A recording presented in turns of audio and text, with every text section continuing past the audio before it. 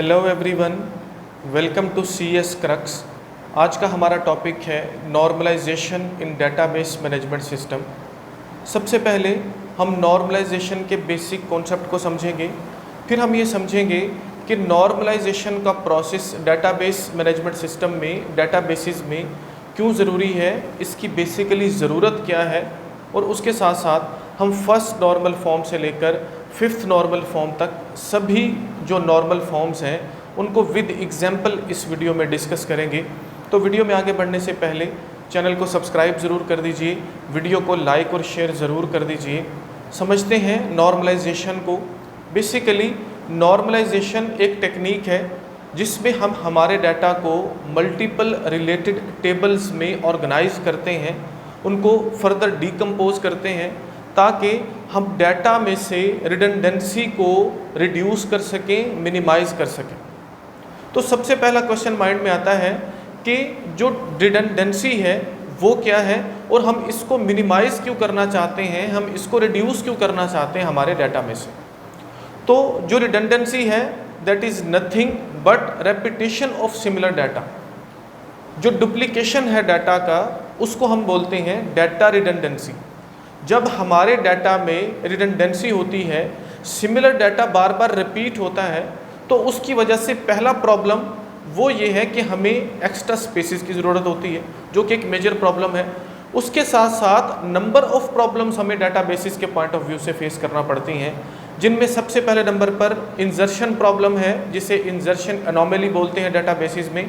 इसी तरह से डिलीशन एनोमली, और थर्ड नंबर पर अपडेशन या मॉडिफिकेशन एनोमली इसको बोला जाता है। अब ये प्रॉब्लम्स हमें फेस करना पड़ते हैं डाटा की डुप्लीकेशन या रिडंडेंसी की वजह से।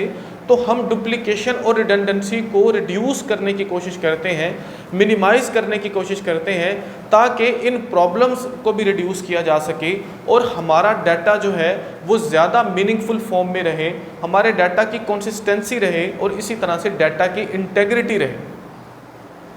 तो इस पूरी कहानी को हम समझते हैं एक एग्जाम्पल से। तीनों प्रॉब्लम्स को हम डिस्कस करते हैं। यहाँ पर एक रिलेशन है एम्प्लॉय के नाम का, जो मैंने एग्जाम्पल के लिए लिया हुआ है, हम इसको कंसीडर कर रहे हैं। इसमें 5 एट्रीब्यूट्स हैं: EID, नेम, डिपार्टमेंट, CEO और ऑफिस टेलीफोन नंबर। यहाँ पर 6 एम्प्लॉयज़ का रिकॉर्ड ऑलरेडी ऐड है। फॉर एग्जांपल मुझे एक और एम्प्लॉय को यहाँ पर ऐड करना है, तो मैं क्या करता हूँ, एक और एम्प्लॉय जिसका ID है 7 और उसका नाम है फॉर एग्जांपल राशिद। दोबारा से एक और एम्प्लॉय है जी, उनका नाम भी राशिद है। मैं राशिद को ऐड कर रहा था, तो अनइंटेंशनली अगर आप थॉरली इस जो एडिशन मैं यहाँ पर कर रहा हूँ, अगर आप इसको देखो तो मैं एम्प्लॉय के रिकॉर्ड के साथ साथ अनइंटेंशनली जो डिपार्टमेंट का डाटा है मैं उसको भी ऐड करता जा रहा हूँ। अगर मेरे पास 1000 ऑफ एंट्रीज होती, मुझे 1000 एम्प्लॉय का मज़ीद डाटा ऐड करना होता, तो मैं एम्प्लॉय के नाम और ID के साथ साथ जो डिपार्टमेंट का डाटा है वो भी मैं 1000 टाइम यहाँ पर रिपीट कर देता, मैं यहाँ पर उसको ऐड कर देता। अब जो सिमिलर डाटा है वो हमारा बार बार रिपीट हो रहा है। अब ये रिपीट हो रहा है किसकी वजह से? डाटा को इंसर्ट करने की वजह से। तो ये जो प्रॉब्लम है, इस प्रॉब्लम को हम बोलते हैं इंजर्शन एनोमली। इंजर्शन एनोमली पहला प्रॉब्लम। अब बात करते हैं सेकंड प्रॉब्लम की। फॉर एग्जांपल ये जो एम्प्लॉय का डाटा मैंने इस टेबल में ऐड किया हुआ है, ये एक स्पेसिफिक प्रोजेक्ट के लिए किया था। वो प्रोजेक्ट एंड हो चुका है। मुझे सभी एम्प्लॉयज़ को इस टेबल में से, डाटाबेसेस में से रिमूव करना है, ताकि नेक्स्ट प्रोजेक्ट के लिए एम्प्लॉयज़ जो मैं हायर करूँगा उनका डाटा यहाँ पर स्टोर कर सकूँ। तो हुआ कुछ यूँ कि मैंने ये जो 7 के 7 एम्प्लॉयज़ हैं, इन 7 एम्प्लॉयज़ के रिकॉर्ड को इस टेबल में से, डाटाबेसेस में से रिमूव कर दिया। जब मैंने इन 7 एम्प्लॉयज़ के रिकॉर्ड को रिमूव किया तो एट द एंड मुझे पता चला कि मैंने एम्प्लॉयज़ के रिकॉर्ड के साथ साथ जो डिपार्टमेंट का डाटा है उसको भी रिमूव कर दिया अनइंटेंशनली। तो ये जो हमारे पास प्रॉब्लम है, एनोमली है, जहाँ पर मुझे डिलीट किसी का डाटा करना था और उसके साथ साथ मैं कुछ और डाटा भी डिलीट करता जा रहा हूँ, ये किसकी वजह से हो रहा है? ये डुप्लीकेशन की वजह से हो रहा है, ये रेपिटेशन की वजह से हो रहा है, रिडंडेंसी की वजह से हो रहा है। इस प्रॉब्लम को हम कौन सा प्रॉब्लम बोलते हैं? इसको बोलते हैं डिलीशन एनोमली। थर्ड नंबर पर जो हमारे पास प्रॉब्लम है, फेस करना पड़ रहा है डुप्लीकेशन की वजह से, उसको बोला जाता है अपडेशन एनोमली। अब अपडेशन एनोमली को समझते हैं। फॉर एग्जांपल, जो सीईओ है कंप्यूटर साइंस डिपार्टमेंट के, वो छोड़कर जा चुके हैं और उनकी जगह पर एक और सीईओ आ चुके हैं जिनका नाम है मिस्टर के। पहले मिस्टर एक्स थे और न्यू जो सीईओ आए वो आए मिस्टर के। अब पहले नंबर पर मुझे इस एम्प्लॉय में जितने भी रिकॉर्ड हैं एम्प्लॉय नाम के रिलेशन या टेबल में, मुझे उन सबको अपडेट करना है।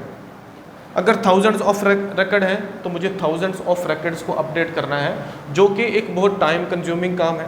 दूसरे नंबर पर फॉर एग्जांपल, मैंने सभी एम्प्लॉय का रिकॉर्ड जो है वो अपडेट कर दिया। थाउजेंड्स में से मैंने 999 एम्प्लॉय के रिकॉर्ड को जो है वो अपडेट कर दिया, लेकिन कहीं ना कहीं पर एक रिकॉर्ड मुझसे मिस हो गया। यहाँ पर मेरे पास एक रिकॉर्ड मिस हो चुका है जहाँ पर मिस्टर एक्स ही है और बाकी सब में अपडेट होके हो चुका है मिस्टर के। तो क्या होगा, हमारे डाटा में इसकी वजह से इनकंसिस्टेंसी आ चुकी है, डाटा की इंटेग्रिटी जो है वो कंप्रोमाइज़ हो सकती है। तो ये जो प्रॉब्लम है, इस प्रॉब्लम को बोला जाता है अपडेशन एनोमली। हम नॉर्मलाइजेशन को अप्लाई करते हैं ताकि हम रिडंडेंसी को रिमूव करें। जब रिमूव तो नहीं हो सकती, इस बात को भी माइंड में रखना है कि नॉर्मलाइजेशन का बेसिक कॉन्सेप्ट ये है कि हम रिडंडेंसी को रिड्यूस कर रहे हैं, मिनिमाइज कर रहे हैं। बहुत सारे केसेस ऐसे हैं जहाँ पर रिडंडेंसी रिमूव हो ही नहीं सकती, तो हमने उसको ज़्यादा से ज़्यादा जितना उसको मिनिमाइज कर सकते हैं, जिसको हम जितना ज़्यादा रिड्यूस कर सकते हैं, हमने उसको रिड्यूस करना है ताकि जो हमारे पास प्रॉब्लम्स हैं, एनोमलीज़ हैं, हम उनको भी कम कर सकें, उनको भी हम जो है वो सॉल्व कर सकें। तो हम नॉर्मलाइजेशन के प्रोसेस में करते कुछ यूँ है कि ये जो रिलेशन है, इस रिलेशन को फर्दर हम डिकम्पोज करते हैं, हम इनको तोड़ते हैं मल्टीपल रिलेशंस में। अब यहाँ पर अगर आप देखो तो यहाँ पर बेसिकली दो एंटिटीज़ का रिकॉर्ड यहाँ पर है, एक डिपार्टमेंट का और एक एम्प्लॉय का। हम इनको अलग अलग करेंगे ताकि ये जो तीनों प्रॉब्लम्स हैं, हम इन तीनों प्रॉब्लम्स को सॉल्व कर सकें। तो हम क्या करते हैं जी, इस टेबल को तोड़ते हैं, डिकम्पोज करते हैं मल्टीपल रिलेशंस में, ताकि कॉन्सेप्ट हमारा भी क्लियर हो सके कि नॉर्मलाइजेशन बेसिकली काम क्या कर रही है। तो सबसे पहले नंबर पर एक रिलेशन हम बनाएंगे एम्प्लॉय के नाम का।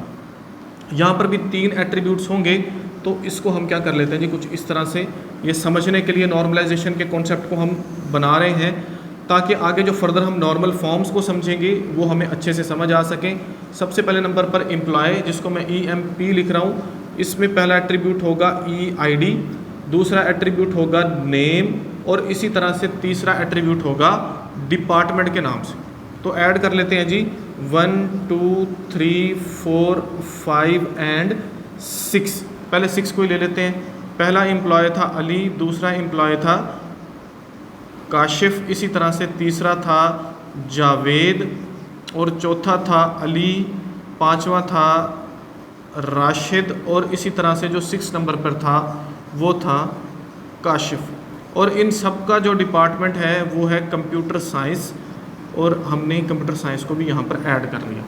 अब एक और हमको रिलेशन बनाना है, जो हमको बनाना है डिपार्टमेंट के लिए, तो उसको मैं यहाँ पर बना लेता हूँ जी। इसको चलें थोड़ा सा यहाँ पर हम इस तरह से बना लेते हैं। इसके भी 3 एट्रीब्यूट्स होंगे, यहाँ पर इस तरह से हम ले लेते हैं जी। पहले नंबर पर हमारे पास होगा, जिसको आप बोलते हो जी, पहले नंबर पर होगा डिपार्टमेंट, दूसरे नंबर पर होगा उसका CEO, और तीसरे नंबर पर होगा ऑफिस टेलीफोन नंबर। डिपार्टमेंट है जी CS, और इसका जो CEO है, हम नए CEO का नाम लिख रहे हैं जी, यहाँ पर मिस्टर के है, और इसका नंबर क्या है 92334। सिंपल। वो जो 1000 टाइम रेपिटेशंस थी वो हमारी कम होगी, और यहाँ पर जो डिपार्टमेंट का टेबल है, इस डिपार्टमेंट के टेबल में सिर्फ एक ही रिकॉर्ड हमें मिला। दिस इज़ कॉल्ड नॉर्मलाइजेशन, ताकि हम डुप्लीकेशन को रिमूव करें। अब हमारे माइंड में पहला क्वेश्चन आएगा कि कंप्यूटर साइंस तो यहाँ पर फिर भी रिपीट हो रहा है, हमारी जो रिडंडेंसी है वो रिमूव तो नहीं हुई। तो मैं पहले बता चुका हूँ कि जो नॉर्मलाइजेशन है, इसका कॉन्सेप्ट है कि हम रिडंडेंसी को मिनिमाइज़ कर रहे हैं, हम रिड्यूस कर रहे हैं, हम उसको रिमूव नहीं कर रहे, क्योंकि बहुत सारे केसेस में ये रिमूव होगी भी नहीं। हमने कोशिश करनी है कि एज मैक्सिमम इसको रिड्यूस कर सकें, हम उतना इसको रिड्यूस करने की कोशिश करते हैं। तो सिंपल यहाँ पर ये जो है हमारे पास क्या बन गया, 2 टेबल या 2 रिलेशंस में डिकम्पोज हो गया। ये बेसिक कॉन्सेप्ट है नॉर्मलाइजेशन का। अब हम बढ़ते हैं और देखते हैं कि फर्स्ट नॉर्मल फॉर्म क्या है, उसको विद एग्जांपल हम कवर करते हैं। स्टार्ट करते हैं नॉर्मलाइजेशन के प्रोसेस में। पहला स्टेप जिसे फर्स्ट नॉर्मल फॉर्म बोला जाता है। फर्स्ट नॉर्मल फॉर्म के लिए एक कंडीशन है कि आपका रिलेशन या टेबल उसमें कोई भी मल्टी वैल्यूड एट्रीब्यूट नहीं होना चाहिए।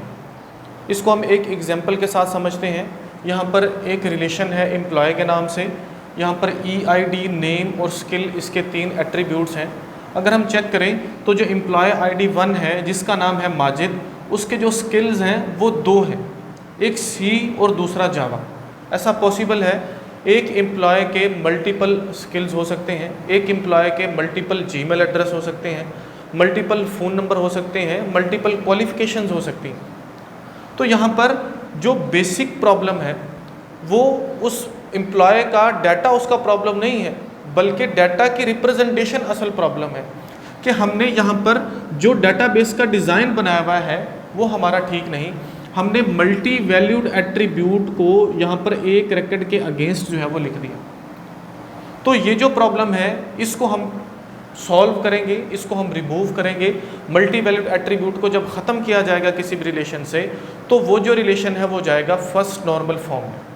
तो इसके लिए पहला मेथड, इसके बेसिकली नंबर ऑफ़ मेथड्स हैं, लेकिन जो सबसे अच्छा मेथड है वो ये है कि आप रिलेशन को डीकम्पोज करो फर्दर मल्टीपल रिलेशंस में, ताकि आपके डाटा में से रिडंडेंसी रिमूव हो सके, जो भी प्रॉब्लम्स हैं वो रिमूव हो सकें। यहाँ पर हमें प्रॉब्लम है मल्टी वैल्यूड एट्रीब्यूट का, वो रिमूव हो सके। उसके पहले एक बात को माइंड में रखिए कि कोई भी टेबल या रिलेशन अगर फर्स्ट नॉर्मल फॉर्म में नहीं है तो इसका मतलब है कि आपका जो डाटाबेस डिज़ाइन है वो एक पुअर डाटाबेस डिज़ाइन है। फर्स्ट नॉर्मल फॉर्म सारे का सारा जो है ये फोकस करता है किसके ऊपर? डाटाबेस डिज़ाइन पर। आपको डाटा की रिप्रेजेंटेशन अच्छे तरीके से करनी है, आपको डाटा को डिज़ाइन अच्छे तरीके से करना है, क्योंकि आप यहाँ से स्टार्ट ले रहे हो डाटाबेसिस की नॉर्मल फॉर्म्स का। तो आपने कोशिश करनी है कि जो आपके पास एट्रीब्यूट के नेम हैं वो सभी एटॉमिक बोल रहा हूँ, वो यूनिक होने चाहिए। जो एट्रीब्यूट्स हैं वो एटॉमिक होने चाहिए, मल्टी वैल्यूड एट्रीब्यूट नहीं होने चाहिए। जो आप डाटा लिख रहे हो, रिकॉर्ड्स डाटा सेव कर रहे हो, वो एक अच्छे वे में अच्छी रिप्रेजेंटेशन उसकी होनी चाहिए। ऐसा नहीं हो कि उनके फॉर्मेटिंग में फ़र्क हो। जैसे एक डेट का फॉर्मेट है, समटाइम उसको डे मंथ ईयर लिखा जाता है, समटाइम पहले मंथ आता है, फिर डे आता है, फिर ईयर आता है। तो ऐसे चीज़ें मिक्स नहीं हो, एक तरतीब के साथ, एक सीक्वेंस के साथ बिल्कुल एक ही फॉर्मेट होना चाहिए। तो आप यहाँ पर इसको फर्स्ट नॉर्मल फॉर्म में तभी लेकर जा सकते हो जब डाटाबेस का डिज़ाइन ठीक होगा। तो उसकी कंडीशन ये है कि मल्टी वैल्यूड एट्रीब्यूट नहीं होने चाहिए, एटॉमिक एट्रीब्यूट होने चाहिए। तो उसके लिए मैं इस रिलेशन एम्प्लॉय को चेंज कर रहा हूँ 2 रिलेशन में, एक एम्प्लॉय का, दूसरा स्किल का। तो होगा कुछ यूँ कि पहला रिलेशन जो हम यहाँ पर बनाएंगे वो रिलेशन होगा हमारे पास एम्प्लॉय के नाम का। तो मैं यहाँ पर पहला रिलेशन बना रहा हूँ जिसके अंदर 2 ही एट्रीब्यूट हमारे पास होंगे। पहले नंबर पर एट्रीब्यूट होगा EID यानी कि एम्प्लॉय ID, दूसरे नंबर पर एम्प्लॉय नेम। और दूसरा जो रिलेशन होगा हमें डीकम्पोज करने के बाद जो हम बनाएंगे वो हमारे पास होगा स्किल के नाम का। तो उसमें कौन कौन से एट्रीब्यूट होंगे? उसमें होगा सबसे पहले नंबर पर EID और दूसरे नंबर पर होगा स्किल। ठीक है जी। तो EID 1 2 3 4 4 एम्प्लॉयज़ हैं। पहले का नाम है माजिद, इसी तरह से दूसरे का नाम है राशिद और तीसरे का नाम है काशिफ और चौथे का नाम है खान। और इसी तरह से जो स्किल वाला है, एम्प्लॉय ID है 1, इसका स्किल है C, फिर एम्प्लॉय ID 1 इसका स्किल है जावा, और जो एम्प्लॉय ID 2 है उसका स्किल है C++ में। एम्प्लॉय ID 3 जो है इसका पहला स्किल है पाइथन में, और इसी तरह से एम्प्लॉय ID 3 का जो दूसरा स्किल है वो है PHP में, और एम्प्लॉय ID 4 का जो स्किल्स हैं वो है CSS में। तो हमारे पास सिंपल 2 टेबल्स में हमने इसको डिकम्पोज किया, जहाँ पर जो मल्टी वैल्यूड एट्रीब्यूट्स वाला प्रॉब्लम था वो सॉल्व हो चुका है। सिंपल यहाँ पर ये एक्ट करेगा एज अ प्राइमरी की, और यहाँ पर EID एक्ट करेगा एज फॉरेन की। सिंपल सी ये कहानी है। तो ये दोनों मिलकर प्राइमरी की यहाँ पर काम करेंगे। अगर इस टेबल में हमें प्राइमरी की चाहिए हुआ होगा, प्राइमरी की क्या है, फॉरेन की क्या है, इसका कॉन्सेप्ट बड़ी डिटेल में हम समझ चुके हैं। तो हम बात करते हैं अब सेकंड नॉर्मल फॉर्म की, और उसके कॉन्सेप्ट को समझने की कोशिश करते हैं with example. Now what is second normal form? कोई भी रिलेशन या टेबल सेकंड नॉर्मल फॉर्म में तब होता है जब वो 2 कंडीशंस सेटिस्फाई कर रहा हो। पहली कंडीशन वो टेबल या रिलेशन फर्स्ट नॉर्मल फॉर्म में होना चाहिए, और दूसरी कंडीशन उस रिलेशन या टेबल में पार्शियल डिपेंडेंसी नहीं होनी चाहिए। यहाँ पर हमारे पास दी हुई है पार्शियल डिपेंडेंसी। तो अब क्वेश्चन ये है कि पार्शियल डिपेंडेंसी क्या है।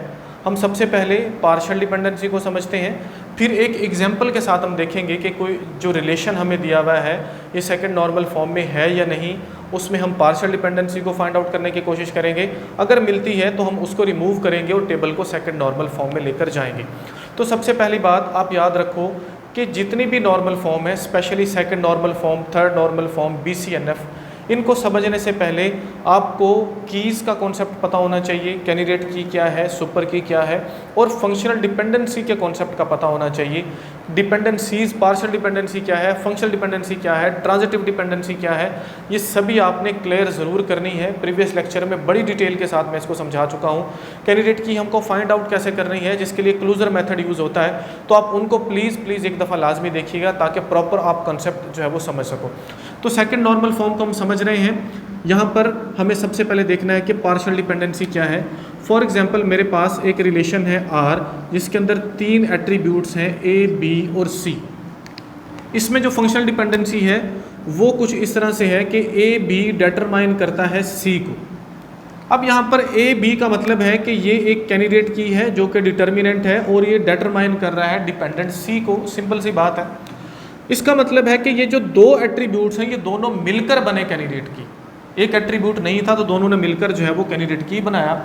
अब इस एट्रीब्यूट, ये जो कैंडिडेट की है, हमें उसके पहले ये समझना है कि प्राइम एट्रीब्यूट कौन से होते हैं और नॉन प्राइम एट्रीब्यूट कौन से होते हैं। प्राइम एट्रीब्यूट वो एट्रीब्यूट जो कैंडिडेट की का पार्ट है किसी रिलेशन या टेबल में, चाहे एक कैंडिडेट की है, मल्टीपल कैंडिडेट कीज़ हैं, वो सभी एट्रीब्यूट जो कैंडिडेट की का पार्ट होंगे वो प्राइम एट्रीब्यूट होंगे। उसके अलावा जो एट्रीब्यूट होंगे वो नॉन प्राइम एट्रीब्यूट होंगे। तो इस रिलेशन R जिसके ABC 3 एट्रीब्यूट हैं, AB क्या है, पार्ट है कैंडिडेट की का, इसका मतलब ये दोनों है प्राइम एट्रीब्यूट, जबकि ये जो C है ये है नॉन प्राइम एट्रीब्यूट। अब पार्शियल डिपेंडेंसी ये बोलती है कि जब कोई नॉन प्राइम एट्रीब्यूट कैंडिडेट की के किसी पार्ट पर डिपेंड कर रहा होगा तो वहाँ पर पार्शियल डिपेंडेंसी होगी। फॉर एग्जाम्पल अगर ऐसा है कि ये एक कैंडिडेट की है AB, जबकि B C को डिटरमाइन कर सकता है, मींस ये B जो है ये पार्ट ऑफ कैंडिडेट की है जो एक नॉन प्राइम एट्रीब्यूट को डिटरमाइन कर रहा है, it is called partial dependency. यानी कि जब कोई जो डिपेंडेंट है वो इंटायर कैंडिडेट की बजाय उसके किसी पार्ट से डिटरमाइन हो रहा होगा, वो पार्शियल डिपेंडेंसी कहलाएगी। और अगर पार्शियल डिपेंडेंसी होगी तो रिलेशन सेकंड नॉर्मल फॉर्म में नहीं होगा। हमें सबसे पहले कैंडिडेट की को फाइंड आउट करना है, उसके बाद हमको प्राइम और नॉन प्राइम एट्रीब्यूट को अलग अलग करना है, फिर हमको फंक्शनल डिपेंडेंसीज को देखना है कि क्या इस गिवन फंक्शनल डिपेंडेंसी में कोई नॉन प्राइम एट्रीब्यूट कैंडिडेट की के किसी पार्ट पर तो डिपेंड नहीं कर रहा, अगर कर रहा है तो वो पार्शियल डिपेंडेंसी है और टेबल सेकंड नॉर्मल फॉर्म में नहीं है। सिंपल ये 2-3 स्टेप्स हमको देखना है। ये रिलेशन हमें यहाँ पर दिया गया है ऑर्डर के नाम से, तो हम क्या करते हैं जी, इस रिलेशन को फर्दर देखते हैं कि क्या इस टेबल में पार्शियल डिपेंडेंसी है या नहीं। उसके पहले हमको इस रिलेशन में से जो है वो फाइंड आउट करना है कैंडिडेट की को। तो कैंडिडेट की डेफिनेशन ये है कि एक ऐसा एट्रीब्यूट जो उस टेबल में मौजूद बाकी सभी एट्रीब्यूट्स को आइडेंटिफाई कर सके, डिटरमाइन कर सके, वो कैंडिडेट की कहलाता है। तो इसके मुताबिक कोई एक एट्रीब्यूट भी ऐसा नहीं है। उसकी वजह कि जो रोज़ हैं, टपल्स हैं, वो यूनिकली आइडेंटिफाई नहीं कर रहे, तो हम एक से ज़्यादा एट्रीब्यूट्स को मिलाकर कैंडिडेट कीज़ को फाइंड आउट कर सकते हैं। कैंडिडेट की को फाइंड आउट करने का प्रॉपर जो मेथड है, हमको क्लूजर लेना होता है एट्रीब्यूट्स का, लेकिन हमें डायरेक्टली यहाँ से पता चल रहा है कि OID और PID जो हैं ये इस टेबल में कैंडिडेट की हैं। अगर हम O_ID और P_ID को मिलाएं, जिसको प्रोडक्ट ID बोलते हैं, तो हम बाकी सभी एट्रीब्यूट्स जो कि इस रिलेशन के मुताबिक 2 एट्रीब्यूट्स हैं, P, नेम और क्वांटिटी, उनको फाइंड आउट कर सकते हैं।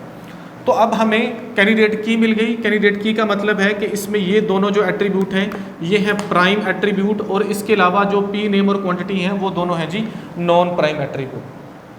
अब हमें क्या करना है, हमें फंक्शनल डिपेंडेंसीज़ को देखना है। तो इस रिलेशन के लिए जो फंक्शनल डिपेंडेंसीज़ हैं हमारे पास वो कौन कौन सी हैं जी। सबसे पहले नंबर पर जो O_ID है और इसी तरह से P_ID है, ये डिटरमाइन करते हैं जी क्वांटिटी को।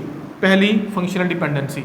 दूसरी फंक्शनल डिपेंडेंसी है कि जो P_id है ये डिटरमाइन करता है P_name को, यानी कि प्रोडक्ट आईडी हमारे पास हो तो हम प्रोडक्ट नेम को फाइंड आउट कर सकते हैं। सिंपल यही कहानी है यहाँ पर।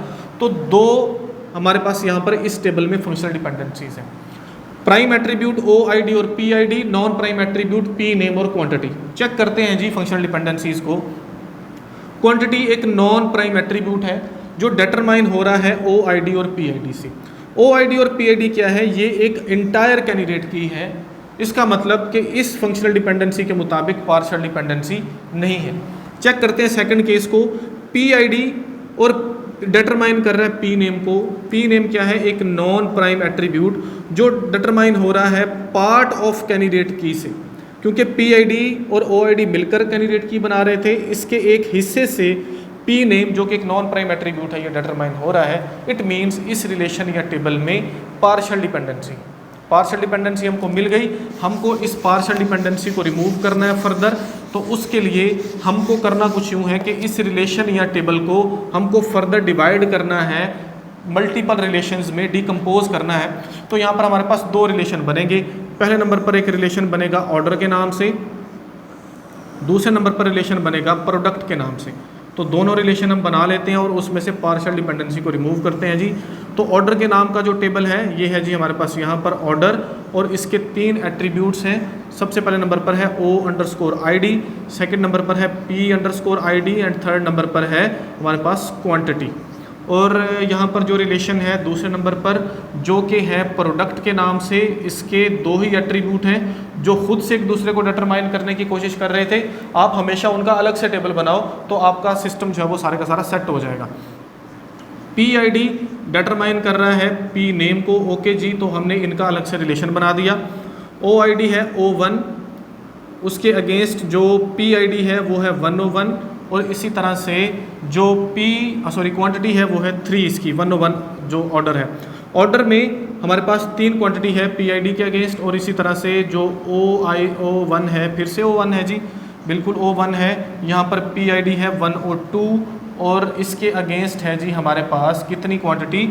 5। फिर से हमारे पास है O2 और इसके अगेंस्ट जो ऑर्डर नंबर 2 है। ऑर्डर नंबर 1 में 2 चीज़ें उसने मंगवाई हुई हैं जी, ID 1 वाली भी और ID 2 वाली भी। और ऑर्डर 2 में फिर से है हमारे पास ऑर्डर 2 में 101, यानी कि उसने माउस मंगवाया हुआ है, उसकी क्वांटिटी कितनी है? वो 5 है। ठीक हो गया। PID क्या है? 101 प्रोडक्ट नेम है माउस और 102 प्रोडक्ट नेम है स्कैनर। तो ये देखिए ये हमारे पास बन गए जी रिलेशन। तो यहाँ पर ये दोनों मिलकर बनाएंगे प्राइमरी की, या जिसको आप कैंडिडेट की भी बोल सकते हो, क्योंकि एक ही कैंडिडेट की है वही यहाँ पर प्राइमरी की एक्ट करेगी। यहाँ पर ये कहलाएगी जी प्राइमरी की, और ये यहाँ से ये जो यहाँ पर PID है सॉरी, ये होगी यहाँ पर एज अ फॉरेन की, ये यहाँ से रेफरेंस लेगी। तो सिंपल सा मेथड है जिसमें हमने ऑर्डर रिलेशन को फर्दर 2 रिलेशन में डिवाइड कर दिया और टेबल या रिलेशन में से हमने पार्शियल डिपेंडेंसी को रिमूव कर दिया। तो यहाँ पर किसी भी किस्म की पार्शियल डिपेंडेंसी आपको नहीं मिलेगी, मल्टी वैल्यू एट्रीब्यूट नहीं मिलेगा। इट मीन्स ये दोनों रिलेशन चले गए सेकंड नॉर्मल फॉर्म में। अब हम स्टार्ट करते हैं थर्ड नॉर्मल फॉर्म को। पहले उसकी कंडीशंस देखेंगे और उसकी एग्जाम्पल को हम सॉल्व करेंगे। कोई भी टेबल या रिलेशन थर्ड नॉर्मल फॉर्म में तब होता है जब 2 कंडीशन सेटिस्फाई करे।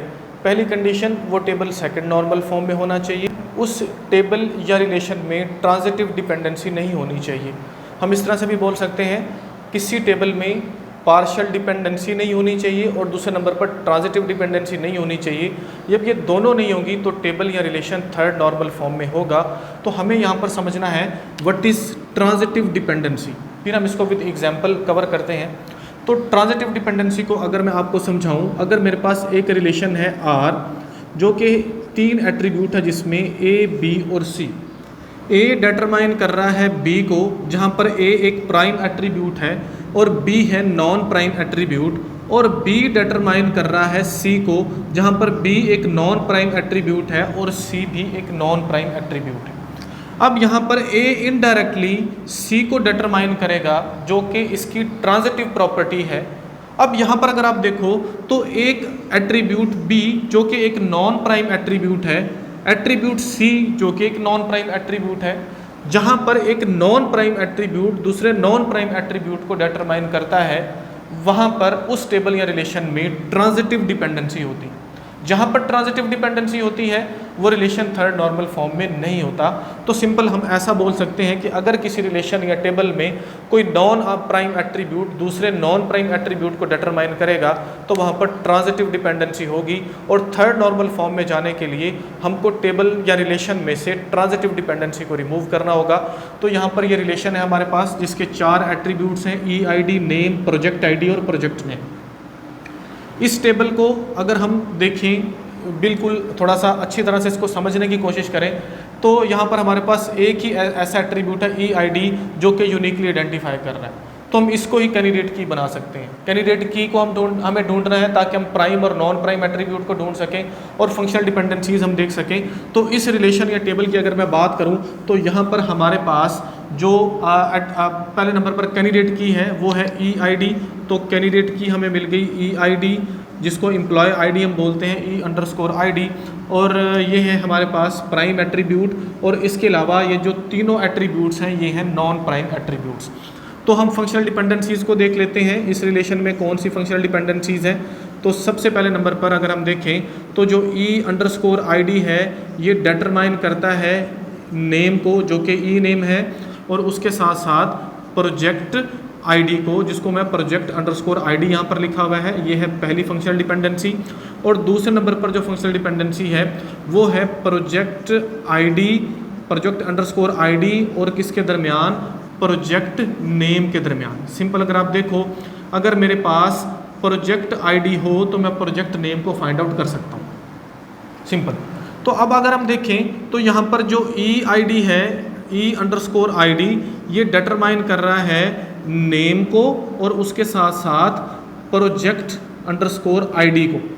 EID क्या है, एक प्राइम एट्रीब्यूट, क्योंकि यहाँ पर ये प्राइमरी की है, कैंडिडेट की है, जबकि नेम जो है ये है नॉन प्राइम एट्रीब्यूट और प्रोजेक्ट ID ये है नॉन प्राइम एट्रीब्यूट। और इसी तरह से जो प्रोजेक्ट ID है प्रोजेक्ट_ID ये डिटरमाइन कर रहा है प्रोजेक्ट_नेम को। इट मीन्स कि ये जो प्रोजेक्ट ID है ये एक नॉन प्राइम एट्रीब्यूट है और जो प्रोजेक्ट नेम है ये भी नॉन प्राइम एट्रीब्यूट है। तो सिंपल अगर हम ट्रांजिटिव डिपेंडेंसी को देखें तो इन दोनों के दरमियान ट्रांजिटिव प्रॉपर्टी मतलब ट्रांजिटिव डिपेंडेंसी है, ये इसको इनडायरेक्टली भी डिटरमाइन कर सकता है, जो हम ट्रांजिटिव प्रॉपर्टी पढ़ चुके हैं प्रीवियस लेक्चर में। इसी तरह से अगर आप जो मेन चीज़ है समझने वाली, एक नॉन प्राइम एट्रीब्यूट डिटरमाइन कर रहा है दूसरे नॉन प्राइम एट्रीब्यूट, ये दोनों कैंडिडेट की का पार्ट नहीं है, नॉन प्राइम एट्रीब्यूट है। इट मीन्स इस रिलेशन या टेबल में ट्रांजिटिव डिपेंडेंसी है। ट्रांजिटिव डिपेंडेंसी को हम रिमूव कैसे करते हैं, हम इस रिलेशन या टेबल को फर्दर डीकम्पोज करेंगे मल्टीपल रिलेशंस में ताकि हम ट्रांजिटिव डिपेंडेंसी को रिमूव कर सकें और टेबल को थर्ड नॉर्मल फॉर्म में लेकर जा सकें। तो हम थर्ड नॉर्मल फॉर्म में इस टेबल को लेकर जाते हैं, तो उसके लिए हमें इस रिलेशन को 2 रिलेशन में डिवाइड करना होगा। पहले नंबर पर रिलेशन होगा एम्प्लॉय के नाम से और दूसरे नंबर पर रिलेशन होगा हमारे पास प्रोजेक्ट के नाम से।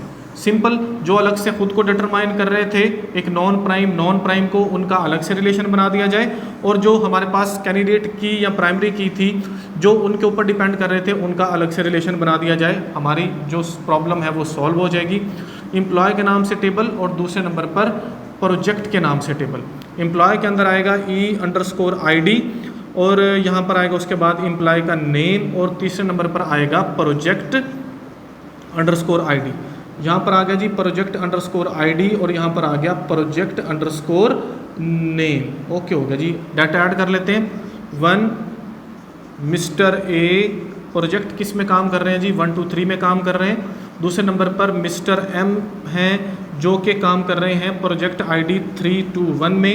तीसरे नंबर पर हैं मिस्टर K जो कि काम कर रहे हैं प्रोजेक्ट ID 1 2 3 में।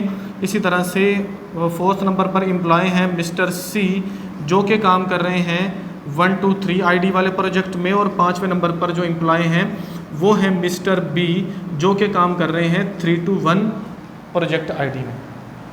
दूसरे को फिल कर लेते हैं जी।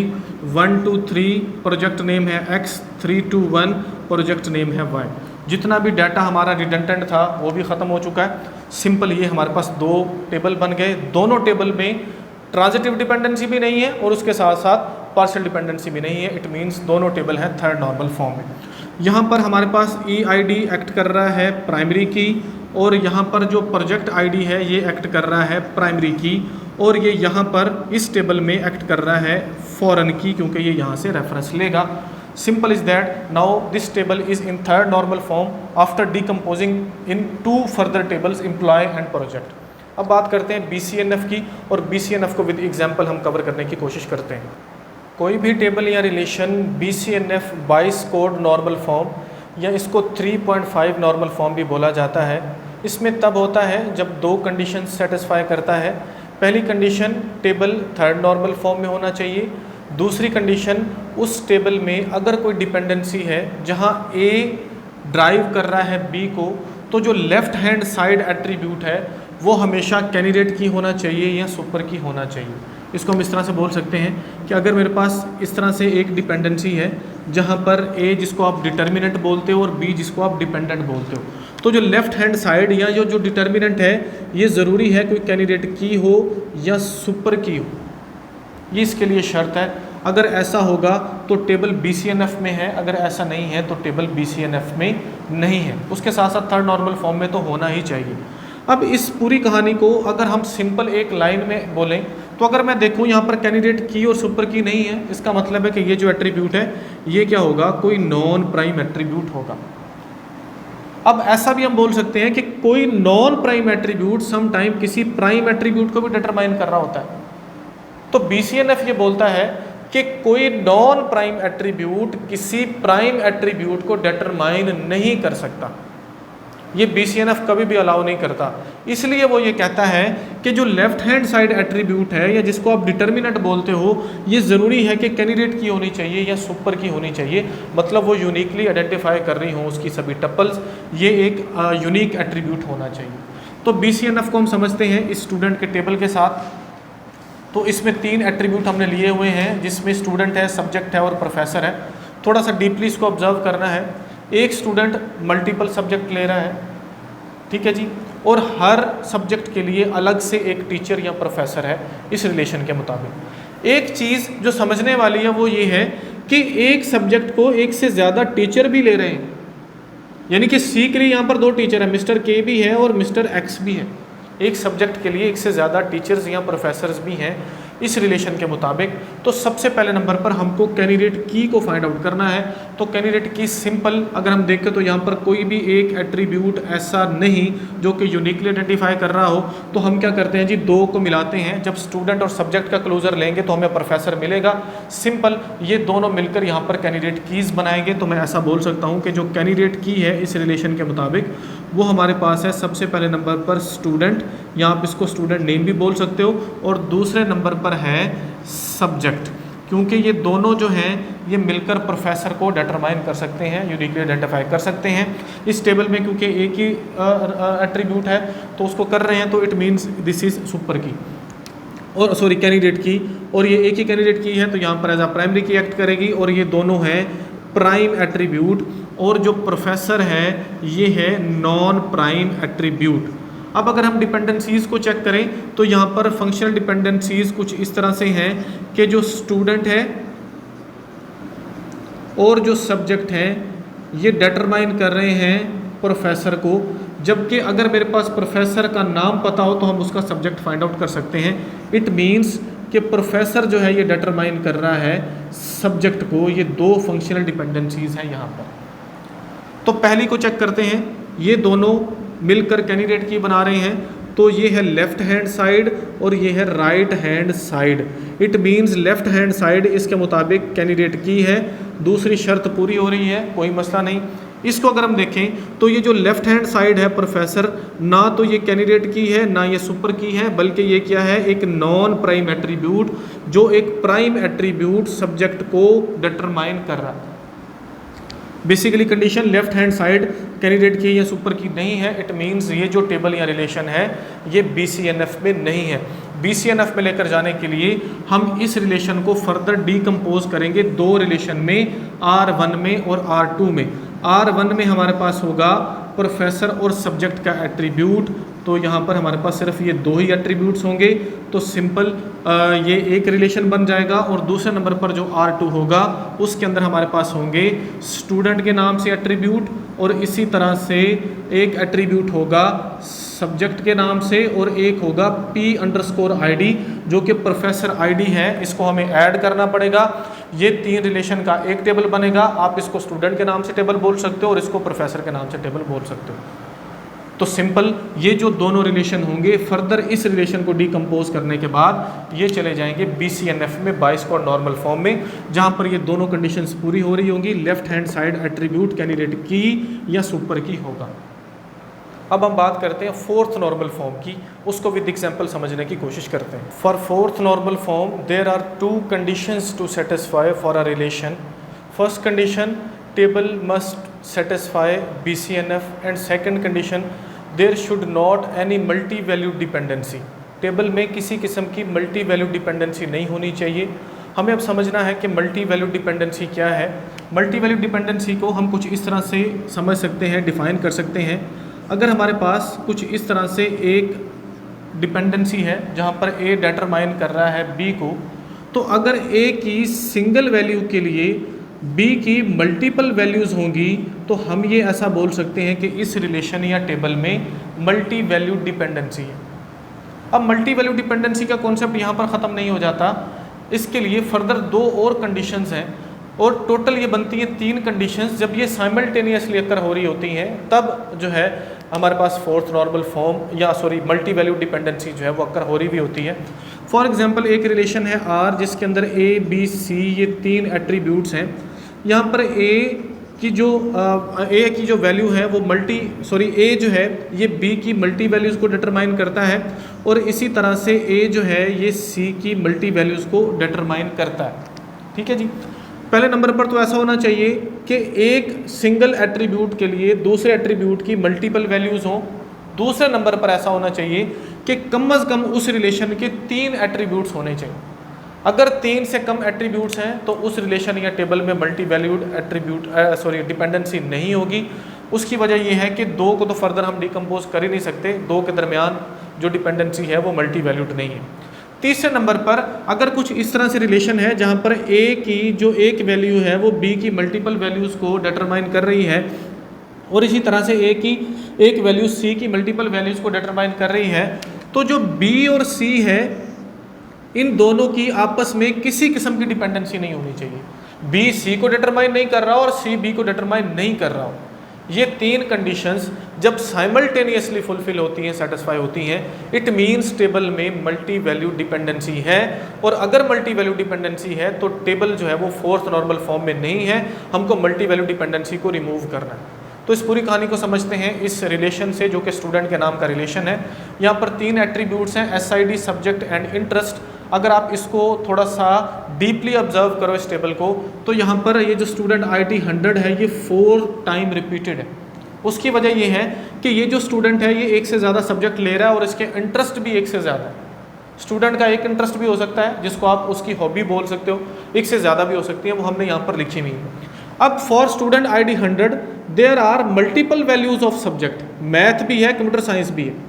इसी तरह से for student ID 100 there are multiple values in interest attribute, reading भी है और टेनिस भी है। अगर ज़्यादा हमारे पास इंटरेस्ट होते, इसके अलावा कुछ और होते, वो फुटबॉल खेल रहा होता, वो क्रिकेट खेल रहा होता, तो उसके अगेंस्ट उतनी ही हमारे पास फर्दर जो है उसकी वैल्यूज़ होती सब्जेक्ट के अगेंस्ट। अब पहली बात यहाँ पर अगर आप देखो तो हमने यहाँ पर इसको 4 दफ़ा इसलिए लिखा कि क्योंकि इस एग्जाम्पल के अकॉर्डिंग हमें जितने पॉसिबल कम्बिनेशंस हैं सब्जेक्ट और इंटरेस्ट को लेकर, हर इंटरेस्ट के सामने जो भी उसका कम्बिनेशन बन रहा है, हमने वहाँ पर यहाँ पर ये लिखा। इस वजह से यहाँ पर कुछ इस तरह से हमें शो हो रहा है। तो इस टेबल में सब्जेक्ट के लिए SID के लिए सब्जेक्ट की मल्टीपल वैल्यूज़ हैं, तो हम ऐसा लिख सकते हैं कि जो SID है ये इसके दरमियान और सब्जेक्ट के दरमियान मल्टी वैल्यू डिपेंडेंसी है। इसी तरह से सब्जेक्ट ID और दूसरे नंबर पर जो इंटरेस्ट है इनके दरमियान जो है जी मल्टी वैल्यू डिपेंडेंसी है, क्योंकि for a single value of subject ID there are multiple values for subject, for a single value of SID there are multiple values of interest. अब यहाँ तक बात क्लियर हो गई। अब दूसरी कंडीशन को देखते हैं कि क्या इस टेबल में 3 एट्रीब्यूट्स हैं, यानी कि 2 तो नहीं है, 2 से ज़्यादा ही हैं। तो बिल्कुल 2 से ज़्यादा ही हैं, वो 4 भी हो सकते हैं, 5 भी हो सकते हैं, बट मिनिमम 3। बिल्कुल दूसरी कंडीशन भी पूरी हो रही है। तीसरी कंडीशन कि क्या ये जो दो एट्रीब्यूट है सब्जेक्ट और इंटरेस्ट, इनका आपस में कोई डिपेंडेंसी तो नहीं इनके दरमियान, तो वो भी नहीं है। इट मीन्स इस रिलेशन में मल्टी वैल्यूड डिपेंडेंसी है। तो मल्टी वैल्यूड डिपेंडेंसी को हम रिमूव करेंगे ताकि रिलेशन चला जाए फोर्थ नॉर्मल फॉर्म। अब यहाँ पर एनोमलीज कौन सी आ रही हैं उसको भी देख लेते हैं। अगर मुझे इस स्टूडेंट आईडी के लिए एक सब्जेक्ट और जो है वो ऐड करना है, अगर वो एक और सब्जेक्ट लेता है, फॉर एग्जांपल वो लेता है आप बोल सकते हो कैलकुलस लेता है या इंग्लिश लेता है, तो यहाँ पर मुझे 100 लिखता सब्जेक्ट इंग्लिश रीडिंग, फिर से 100 इंग्लिश और आगे उसकी दूसरी जो इंटरेस्ट है टेनिस उसको मैं लिखता। तो एक सब्जेक्ट के लिए मुझे 2 एंट्रीज यहाँ पर करना पड़ती, ऐसा है ना। तो ये है मल्टी वैल्यू डिपेंडेंसी। हमें इसको रिमूव करने के लिए इस रिलेशन को फर्दर जो है वो 2 रिलेशन में डिवाइड करना है। पहले नंबर पर छोटा सा रिलेशन बनेगा सब्जेक्ट के लिए और दूसरे नंबर पर एक और रिलेशन बनेगा इंटरेस्ट के लिए। सिंपल ये जो डिपेंडेंसीज हैं इनके अगेंस्ट हम बना लेते हैं जी। यहाँ पर सबसे पहले नंबर पर आएगा जी S_ID स्टूडेंट ID, ठीक है जी, और इसी तरह से दूसरे नंबर पर आएगा subject 100 math 100 computer science and 150 for economics. And for skills हम यहाँ पर लिख लेते हैं जी S_ID and interest, sorry skill मैं बोल रहा हूँ ये इंटरेस्ट है। 100 जो SID है उसका पहला इंटरेस्ट है जी रीडिंग, और इसी तरह से उसका जो दूसरा इंटरेस्ट है वो है टेनिस, वो टेनिस खेलना पसंद करता है। और इसी तरह से 150 जो स्टूडेंट ID है वो सिर्फ़ और सिर्फ जॉगिंग में इंटरेस्टेड है, तो हमने ये लिख दिया। सिंपल ये 2 हमारे पास बन गए जी रिलेशन, और इन दोनों रिलेशन को अगर आप देखोगे डीपली तो ये फोर्थ नॉर्मल फॉर्म में होंगे, क्योंकि यहाँ पर मल्टी वैल्यू डिपेंडेंसी नहीं होगी। फोर्थ नॉर्मल फॉर्म तक सभी नॉर्मल फॉर्म्स हमने कवर कर ली। अब आखिरी और हाईएस्ट नॉर्मल फॉर्म जिसको फिफ्थ नॉर्मल फॉर्म बोला जाता है उसको विद एग्जांपल हम कवर करने की कोशिश करते हैं। There are 2 conditions for fifth normal form. Table fourth normal form में होना चाहिए और डिकम्पोजिशन लॉसलेस होनी चाहिए, या समटाइम ऐसा भी बोला जाता है कि टेबल फोर्थ नॉर्मल फॉर्म में होना चाहिए, टेबल में जॉइनिंग डिपेंडेंसी नहीं होनी चाहिए, जॉइनिंग लॉसलेस होनी चाहिए। अब लॉसलेस डिकम्पोजिशन क्या है इसको हम बड़ी डिटेल के साथ समझते हैं। सबसे पहले हम रिकॉल करते हैं प्रीवियस कुछ नॉर्मल फॉर्म्स को। अननॉर्मलाइज्ड फॉर्म से फर्स्ट नॉर्मल फॉर्म में जाने के लिए हमने मल्टी वैल्यूड एट्रीब्यूट्स को रिमूव किया। सेकेंड नॉर्मल फॉर्म में जाने के लिए ट्रांजिटिव डिपेंडेंसी को रिमूव किया, पार्शियल डिपेंडेंसी को रिमूव किया। और थर्ड नॉर्मल फॉर्म में जाने के लिए हमने ट्रांजिटिव डिपेंडेंसी को रिमूव किया। BCNF में जाने के लिए हमने कंडीशन सेटिस्फाई की कि डिटर्मिनेंट जो है, जो लेफ्ट हैंड साइड एट्रीब्यूट है वो कैंडिडेट की या सुपर की होना चाहिए। फोर्थ नॉर्मल फॉर्म में जाने के लिए हमने मल्टी वैल्यूड एट्रीब्यूट को रिमूव किया। लेकिन इस पूरे प्रोसेस में, इस नॉर्मलाइजेशन के प्रोसेस में हम फर्दर टेबल्स को डिकम्पोज कर रहे हैं, हम उनको छोटे छोटे मल्टीपल रिलेशंस में डिवाइड कर रहे हैं, स्प्लिट कर रहे हैं, ताकि रिडंडेंसी रिमूव हो, ताकि हम हायर नॉर्मल फॉर्म में जाएं और टेबल में से डुप्लीकेशंस को रिमूव कर सकें। अब ये जो डिकम्पोजिशन का प्रोसेस है ये लॉसलेस होना चाहिए। कॉन्सेप्ट ये है, सबसे पहले नंबर पर रिलेशन होना चाहिए fourth normal form, relation fourth normal form में है। अब ये देखो कि क्या डिकम्पोजिशन जो है वो लॉसलेस है या लॉसी है, इस बात को समझते हैं। फॉर एग्जांपल एक रिलेशन है मेरे पास R, इसको मैं फर्दर डिकम्पोज करता हूँ R1 में, R2 में या R3 में। अब अगर मैं इनको ज्वाइन करता हूँ कुछ इस तरह से, जहाँ पर R1 को मैं ज्वाइन करता हूँ R2 और R3 को ज्वाइन करने के बाद जो टेबल आता है, या आप इस तरह से कर सकते हो R1 को ज्वाइन करते हो R2 के साथ और फिर से उसको ज्वाइन करते हो R3 के साथ। मीन टू से इनके सीक्वेंस से कोई मसला नहीं है, आप किसी भी तरह इनको जो है वो ज्वाइन कर सकते हो। तो जो रिजल्टेंट टेबल आपके पास आता है, फॉर एग्जांपल ये एक रिजल्टेंट टेबल आया, तो इस रिजल्टेंट टेबल में जो डाटा है क्या वो सेम है जो कि इस पेरेंट या मदर टेबल में था? अगर तो सेम है इट मीन्स कि जो रिलेशन है वो फिफ्थ नॉर्मल फॉर्म में है। अगर जो रिलेशन हमें मिल रहा है इसके अंदर कुछ एक्स्ट्रा टपल्स ऐड हो जाती हैं या कुछ डाटा हमारा लॉस्ट हो जाता है, हमें फिर से वही पेरेंट टेबल नहीं मिलता, इट मीन्स कि जो टेबल है, रिलेशन है, वो फिफ्थ नॉर्मल फॉर्म में नहीं है। सेम ही कॉन्सेप्ट है लॉसलेस डिकम्पोजिशन का या लॉसी का। अगर एक रिलेशन है R, उसके अंदर एट्रीब्यूट्स हैं A B C, इसको मैंने हायर नॉर्मल फॉर्म में लेकर जाने के लिए R1 और R2 में फर्दर डिकम्पोज कर दिया। ए बी आ गया यहाँ पर, ए सी आ गया यहाँ पर, और फिर से मैंने जब इनको ज्वाइन किया तो रिलेशन मिला R, जो कि रिजल्टेंट टेबल है। अगर तो इसके अंदर डाटा वही है जो पेरेंट टेबल का है, मदर टेबल का है, it means this decomposition is lossless. अगर इस रिलेशन में कुछ एक्स्ट्रा टपल्स ऐड हो जाती हैं, कुछ रिकॉर्ड हमारा लॉस्ट हो जाता है, जिससे हम इंफॉर्मेशन को लॉस्ट करने के चांसेस होते हैं। डाटा की इंटेग्रिटी कॉन्स्टेंट्स जो है जो कंसिस्टेंसी है वो कंप्रोमाइज़ होती है। इट मीन्स कि यहाँ पर जो डिकम्पोजिशन है वो लॉसी है। फिफ्थ नॉर्मल फॉर्म ये कहता है कि डिकम्पोजिशन लॉसी नहीं होनी चाहिए, लॉसलेस होनी चाहिए, जॉइनिंग डिपेंडेंसी नहीं होनी चाहिए। अगर आप डिकम्पोजिशन के बाद रिलेशन को ज्वाइन करते हो तो ओरिजिनल टेबल वही मदर टेबल आपको मिलना चाहिए। इट मीन्स जो रिलेशन है, टेबल है, वो फिफ्थ नॉर्मल फॉर्म में है, अदरवाइज नहीं है। तो सिंपल ये एक रिलेशन है, ये इसकी पहली कंडीशन कि ये फोर्थ नॉर्मल फॉर्म में होना चाहिए, इसमें मल्टी वैल्यू डिपेंडेंसी नहीं है। इसके अलावा ये BCNF में भी है। इट मीन्स हम इसको फर्दर डिकम्पोज करके देखते हैं कि ये फिफ्थ नॉर्मल फॉर्म में है या नहीं। उसके लिए हम पहले इसको डिकम्पोज करते हैं। डिकम्पोज कुछ इस तरह से करना है, हमने लॉसलेस डिकम्पोजिशन की आपने 3 कंडीशंस याद रखनी है। जब भी किसी रिलेशन को आप डिकम्पोज करते हो तो आपको सबसे पहले नंबर ऑफ़ एट्रीब्यूट्स को देखना है कि जो चाइल्ड टेबल्स है, रिलेशन है, उसके अंदर ये सारे एट्रीब्यूट्स पूरे होने चाहिए, कोई मिस नहीं होना चाहिए। जब आप दो रिलेशन बनाते हो तो एक एट्रीब्यूट कॉमन होना चाहिए, ताकि आप हर फर्स्ट टेबल को और दूसरे टेबल को जब आप ज्वाइन करो तो उनको उन एट्रीब्यूट की बेस पर रिलेट कर सको। तीसरे नंबर पर जो आप एट्रीब्यूट कॉमन रख रहे हो वो या तो जो चाइल्ड टेबल अगर आपके पास मल्टीपल हैं, जैसे R1 है और R2 है, दोनों में से किसी भी एक टेबल में वो कैंडिडेट की होना चाहिए ताकि डुप्लीकेशन नहीं आए, नहीं तो लॉसी डिकम्पोजिशन होगा। तो फॉर एग्जांपल मैं इसको कुछ इस तरह से डिवाइड कर लेता हूँ। मैंने इस रिलेशन को किया R1 में और R2 में फर्दर डिकम्पोज। ये है जी R1 और ये है R2। तो पहली कंडीशन को हम देखते हैं जी। लॉसलेस बनाने के लिए हमको 3 कंडीशन लाजमी फॉलो करनी है। तो हम इसको अगर फर्दर डिकम्पोज करते हैं तो पहले नंबर पर A और B को लेते हैं और फिर उसके बाद A और C को लेते हैं। क्योंकि यहाँ पर यूनिकली आइडेंटिफाई A ही कर रहा है तो वो ज़रूरी है कि यहाँ R1 में हो या R2 दोनों में कहीं पर भी जो कॉमन एट्रीब्यूट है वो होना चाहिए कॉमन एट्रीब्यूट। ओके हो गया जी। अब हम क्या करते हैं जी, वैल्यूज़ इनपुट करते हैं 1 2 and 3, 5 5 and 3 and 1 2 and 3 and 4 7 7। ये हमारे पास डिकम्पोज हो चुका है। हम इन दोनों को मिलाते हैं जी, R1 और R2 को इस तरह से, और अभी देखते हैं कि क्या हमें ओरिजिनल टेबल मिलता है या नहीं मिलता। एक बात को याद रखिए, तीनों कंडीशंस आपने फुलफ़िल करनी है तभी आपको लॉसलेस डिकम्पोजिशन मिलेगी, अदरवाइज़ आपको नहीं मिलेगी। तभी आप फिफ्थ नॉर्मल फॉर्म में टेबल को लेकर जा सकते हो।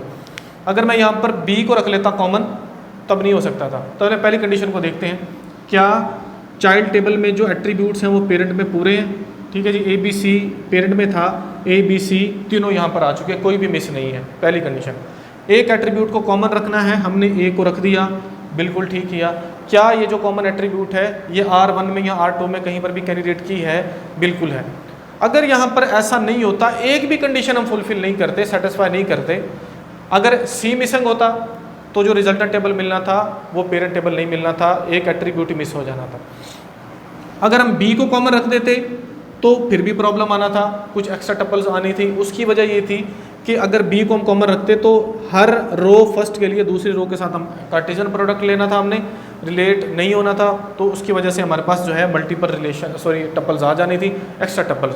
तो हमने डायरेक्ट क्या काम किया है जी, हमने A को ही क्या कर लिया, हमने कॉमन रख लिया। मैं समझाना ये चाह रहा हूँ कि अगर आपने किसी रिलेशन को जो है वो फिफ्थ नॉर्मल फॉर्म में लेकर जाना है तो आप कोशिश करो कि ये तीनों कंडीशन सेटिस्फाई करो। तो तीनों कंडीशन यहाँ पर सेटिस्फाई हो रही हैं, इनको हम देख लेते हैं जी। सबसे पहले 1 5, 1 की बेस के ऊपर हम इनको जो है वो रिलेट करेंगे, 1 5 4, कोई और है नहीं है। 2 की बेस के ऊपर 2 5 7, 3 3 7। तो ये जो रिलेशन है और ये रिलेशन है ये बिल्कुल सेम है। इट मीन्स डिकम्पोजिशन लॉसलेस है, टेबल फोर्थ नॉर्मल फॉर्म में था। This is fifth normal form.